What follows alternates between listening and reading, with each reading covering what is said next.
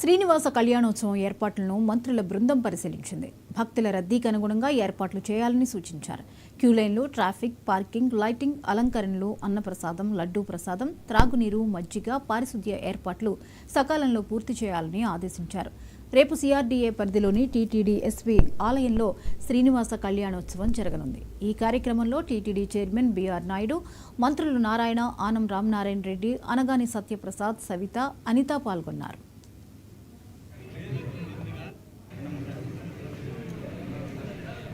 అత్యధికం భక్తులు వస్తారు కదా, దాని మీద ఏమన్నా లడ్లే ఏర్పాటు లేదన్న సమీక్ష చేశారు. ఆలయాన్ని నిర్మాణం చేయడానికి నాడున్నటువంటి టీటీడీ అధికారులకు ఆదేశాలు ఇవ్వడం జరిగింది. స్థలాన్ని సిఆర్డీఏ నుంచి మరి అప్పుడు కూడా సిఆర్డీఏ మంత్రిగా ఉన్నటువంటి శ్రీ నారాయణ గారు ఈ స్థలాన్ని కేటాయించడం, ఇక్కడ ఆలయ నిర్మాణ కార్యక్రమాలను మొదలు పెట్టడం జరిగింది. అయితే చాలా కాలం తర్వాత ఇది వినియోగంలోకి రావడానికి మధ్యలో అనేక ఒడిదుడుకులు ఎదుర్కొన్నారు. ఆలయ నిర్మాణంలో కూడా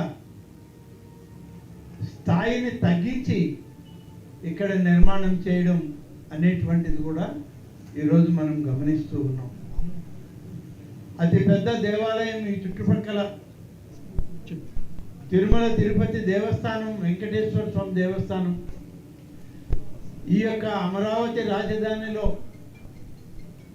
పెద్దదిగా నిర్మాణం చేయాలని ఆనాడు ముఖ్యమంత్రి గారు తలస్తే,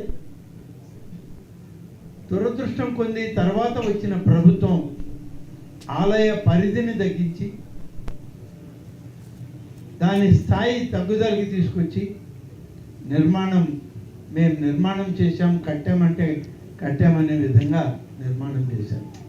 ఏది ఏమైనా ఇవాళ ఆలయం అనేటువంటిది ఒకటి నాడు మన ముఖ్యమంత్రిగా ఉన్న చంద్రబాబు నాయుడు గారు, ఇవాటి మన ముఖ్యమంత్రి చంద్రబాబు నాయుడు గారి హయాంలో పూర్వ వైభవానికి రావడానికి అనేక కార్యక్రమాలను తీసుకుంటూ ఉంది టీటీడీ కార్యవర్గం.